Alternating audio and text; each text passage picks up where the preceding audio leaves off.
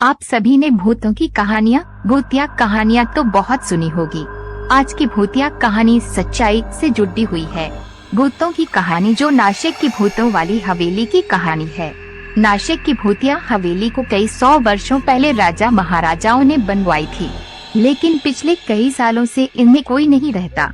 नासिक की भूतिया हवेली कई वर्षों से वीरान और सुनसान पड़ी हुई है। लोग इसको भूतों की हवेली भी कहते हैं। स्थानीय लोग कहते हैं कि भूतों की हवेली में आज भी भूत प्रेत रहते हैं। कोई भी इस हवेली में नहीं जाता। तो चलो दोस्तों शुरू करते हैं आज की नासिक की भूतिया हवेली। दोस्तों, आत्माओं का अध्ययन करने वाले दिल्ली के वैज्ञानिक वैभव प्रजापति को जब नासिक की भूतिया हवेली के बारे पता चला तो उन्होंने इस भूतों की हवेली के बारे अध्ययन करने का निर्णय लिया, क्योंकि वो पिछले कई समय से भूतिया जगह की तलाश में थे ताकि वो भूतिया आत्माओं पर अध्ययन कर सके। वैभव भूतिया हवेली में रहने की तैयारी करने लगे। वो जानना चाहते थे कि क्या सच में भूत होते हैं, भूतों की कहानी क्या है, हवेली का रहस्य क्या है। इसके बाद वैभव दिल्ली से नासिक पहुंचा और अंत में टैक्सी लेकर नासिक की हवेली पहुंच चुका था, जिसके बारे कई भूतिया कहानियां कही जाती थी, जिसको लोग भूतों की हवेली कहते हैं। वैभव ने भूतिया हवेली के नजदीक होटल में रूम ले लिया। शाम होते ही वैभव आवश्यक सामान लेकर हवेली के बाहर जा पहुंचा। वैभव चुपचाप छुपते हुए हवेली का मुख्य दरवाजा खोलने लगे तो पता नहीं कहां से एक आदमी आ गया। अनजान आदमी ने पूछा, आप कौन है? इस वक्त इस हवेली में कोई नहीं जाता। वैभव उस आदमी को देखा और सामान्य होते हुए उस आदमी से पूछा, हेलो, आप कौन है? अनजान आदमी बोला, मैं हरिलाल, यहाँ पास ही में मेरा घर है। मैं यहाँ से जा रहा था, तभी आपको देखा और यहाँ आ गया, क्योंकि बाहरी लोग ही यहाँ आते हैं जिनको इस भूतिया हवेली की कहानी के बारे में नहीं पता होता।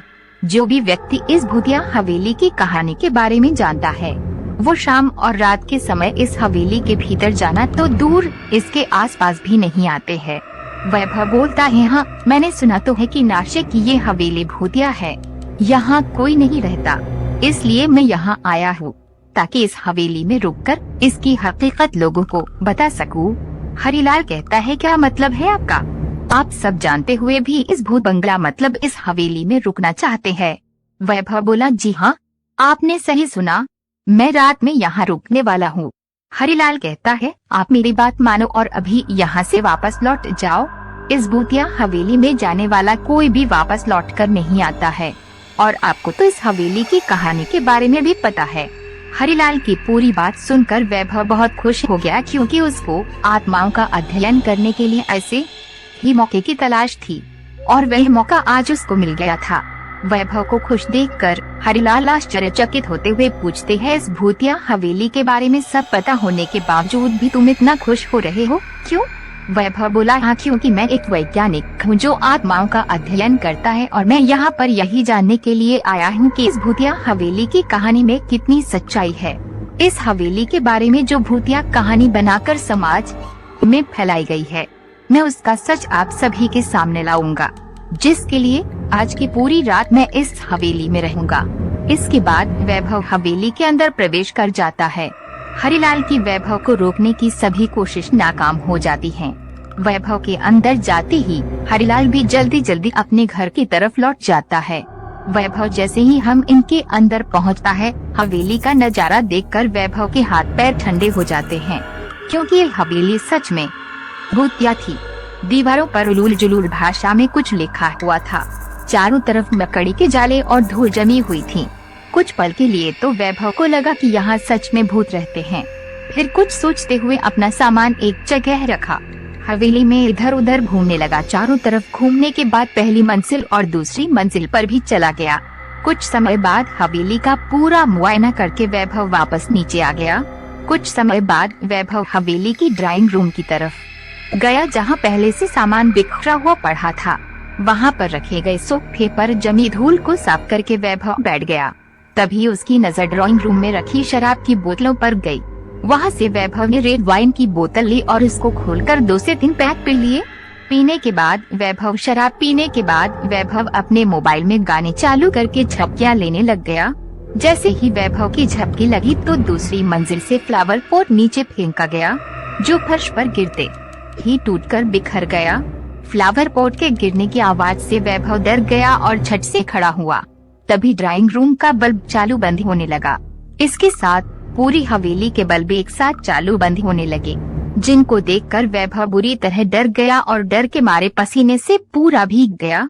अचानक से सब शांत हो गया, मानो जैसे कुछ हुआ ही न हो। वैभव खुद को संभालते हुए कांपती आवाज में बोला, कौन है, कौन है, कौन है? यहाँ तभी एक कुर्सी वैभव की तरफ उड़ती हुई आई, जिससे बचने के लिए वैभव साइड हो जाता है और कुर्सी दीवार पर लगकर टूटकर वही गिर जाती है। ऐसा लग रहा था जैसे वैभव को किसी ने कुर्सी फेंक कर मारी हो। यह सब देखकर वैभव बहुत बुरी तरह डर गया। कुछ सेकंड बाद ही ड्राइंग रूम गोल गोल घूमने लगा। अब वैभव कुछ भी नहीं समझ पा रहा था, बस डर के मारे चिल्लाए जा रहा था, लेकिन वैभव की आवाज को हवेली की चार दीवारें बाहर ही नहीं जाने दे रही थी। डर के मारे वैभव बेहोश होकर वहीं गिर पड़ा। अचानक से एक फ्लावर पॉट वैभव के सिर में आकर लगा, जिससे वैभव खून से लथपथ हो गया।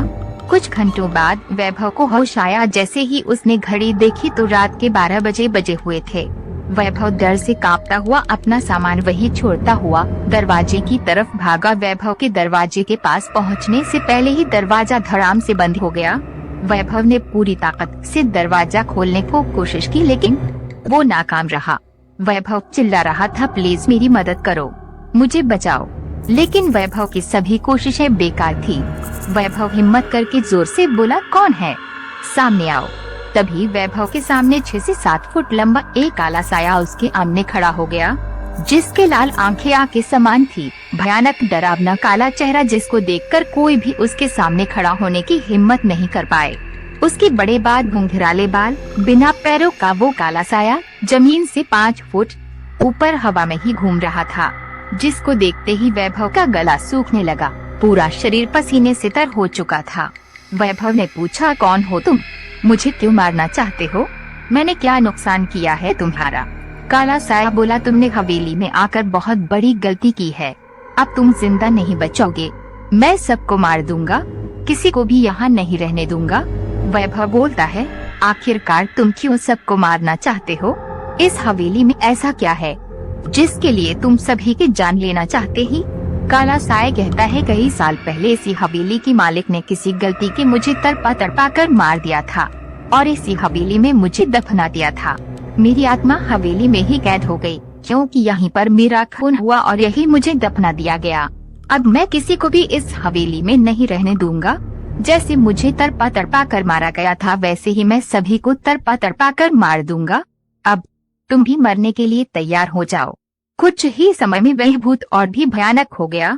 हवेली में चारों तरफ घूमने लगा, कभी वैभव के आगे कभी पीछे, वैभव को बुरी तरह डराने लगा।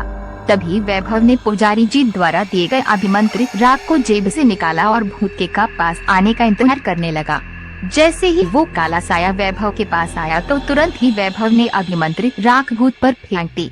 अभिमंत्रित राख के गिरते ही भूत भयानक आग में जलने लगा और जलकर भस्म हो गया। अब उसकी आत्मा हवेली को छोड़कर अलौकिक दुनिया में जा चुकी थी। वैभव ने राहत की सांस ली और हवेली की सभी लाइटों को जलाकर वही ड्राइंग रूम में रखे सोफे पर सो गया। दूसरे दिन सुबह जब वैभव की आंख खुली तो 7 बज चुके थे। उसके बाद वैभव ने अपना सामान उठाया और हवेली से बाहर आ गया। तभी हरिलाल गांव के कई लोगों के साथ हवेली के दरवाजे पर आता दिखाई दिया। वैभव को जिंदा देखकर सभी आश्चर्यचकित थे। हरिलाल बोला, तुम जिंदा कैसे हो? जो भी रात के समय इस हवेली में रुका वे कभी वापस नहीं आया। हरिलाल आगे कुछ बोल पाता उससे पहले ही वैभव ने हरिलाल की बात काटते हुए कहा, इस हवेली में अब कोई भूत नहीं है, जो भूत यहाँ था वह जा चुका, अब उसकी मुक्ति हो गई है। हरिलाल कहता है, जा चुका, मुक्ति हो गई है, क्या मतलब? तब वैभव ने हरिलाल समेत सभी लोगों को भूतिया हवेली में बिताई रात की कहानी बताई और कहा, अब ये हवेली पूरी तरह सुरक्षित है। दोस्तों, आपको कहानी कैसी लगी कमेंट बॉक्स में जरूर बताना। दूसरी कहानी का नाम है ओयो होटल की खौफनाक भूतिया कहानी। तो चलो शुरू करते हैं भूतिया होटल रूम की कहानी। ये करिश्मा और संजय की कहानी है, जो बहुत अच्छे दोस्त थे। करिश्मा और संजय कई दिनों से एक दूसरे से मिलने की कोशिश कर रहे थे। लेकिन अलग अलग शहरों में काम करने की वजह से दोनों ने कई दिनों की कोशिशों के बाद दिल्ली में मिलने का प्लान बनाया। करिश्मा ने घूमने की सभी जगहों की लिस्ट बना ली थी। उन्होंने अपने तरीके से सब कुछ प्लान कर लिया था ताकि दोनों को किसी अनजान शहर में जाने के बाद कोई परेशानी न हो। रहने के लिए करिश्मा ने एक होटल में कमरा बुक किया और 18 मार्च की रात दोनों दिल्ली एयरपोर्ट पर मिले। करिश्मा बोलती है, हेलो संजय, तुम्हें पता है कि मैंने तुम्हें कितना मिस किया। संजय बोलता है, मैंने भी आपको बहुत मिस किया। दोनों एयरपोर्ट से सीधे होटल की ओर निकले। करीब 1 घंटे बाद दोनों अपने होटल पहुँचे। होटल बाहर से बहुत खूबसूरत लग रहा था। इतना खूबसूरत होटल देखकर संजय बहुत खुश हुए। संजय बोलता है, सच में आपकी प्लानिंग और चॉइस हमेशा टॉप पर होती है। करिश्मा बोली, हाँ मेरी तरह। दोनों ने होटल में चेक इन किया। अपने कमरे में पहुंचते ही दोनों फ्रेश हुए और आपस में बातें करने लगे। दोनों का लॉन्ग डिस्टेंस रिलेशनशिप था और साल में एक बार मिलना होता था और साल भर बाद भी दोनों एक दूसरे से मिल रहे थे। बीच बीच में जो भी एक दूसरे के साथ होता था दोनों एक दूसरे से शेयर करने लगते थे। बात करते करते दोनों एक दूसरे के करीब आ गए और एक दूसरे को गले लगाने लगे। संजय बोलता है, हम साथ क्यों नहीं रह सकते। करिश्मा बोलती है, देख संजय, मेरी तो यही कोशिश रहती है कि हम दोनों हमेशा साथ रहें। करिश्मा और संजय आपस में बात कर ही रहे थे कि कमरे के बाथरूम से आवाज आने लगी। पहले तो उन्हें लगा कि गीजर में कोई दिक्कत होगी, लेकिन ध्यान से सुनने के बाद करिश्मा को एहसास हुआ कि ये दीवार पर किसी की कील ठोकने की आवाज है। ये बात समझते ही करिश्मा डर गई और उन्होंने ये बात संजय को बताई, जिसके बाद संजय बाथरूम की तरफ बढ़ने लगे। संजय बोलता है, वो तो बाथरूम में बिल्ली थी। करिश्मा कहती है, मैंने तुम्हें मौत से डरा दिया। चैन की सांस लेते हुए दोनों एक ही बेड पर लेट गए और आपस में बातें करने लगे कि तभी उन्हें एहसास हुआ कि उनके बेड के नीचे कोई गहरी सांसें ले रहा है। अब दोनों को इस बात का एहसास हुआ, जिसके बाद करिश्मा ने एक गहरी सांस ली बिस्तर के नीचे। उसने जो देखा उससे करिश्मा की सांसें थम गई और वह जोर जोर से चीख पड़ी। संजय को कुछ समझ नहीं आया और उसने भी पलंग के नीचे देखा तो उसे कुछ नजर नहीं आया। करिश्मा को अब उस कमरे में कुछ अजीब सा लगा, लेकिन करिश्मा यहीं नहीं रुकना चाहती थी।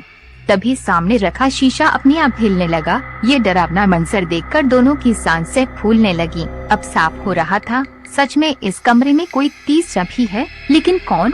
अचानक से कांच के टुकड़े टुकड़े हो गए, लेकिन अब दोनों ने जो देखा वह बेहद विचलित कर देने वाला दृश्य था। उस कमरे में पहले से ही एक कैमरा लगा हुआ था, यानी अब तक जो कुछ भी उनके बीच हुआ वो उस कैमरे में रिकॉर्ड हो गया। हुआ यूं था, दोनों काफी घबराए हुए थे और फिर दोनों जल्दी जल्दी अपने कपड़े पहनकर जाने की तैयारी करने लगे। इसी बीच पास की अलमारी से किसी के गुर्राने की आवाज आने लगी। दोनों बहुत डर गए। अब दोनों वहां से भागना चाहते थे, लेकिन कमरे का दरवाजा नहीं खुल रहा था। काफी कोशिशों के बाद भी दरवाजा नहीं खुल रहा था। खुला नहीं।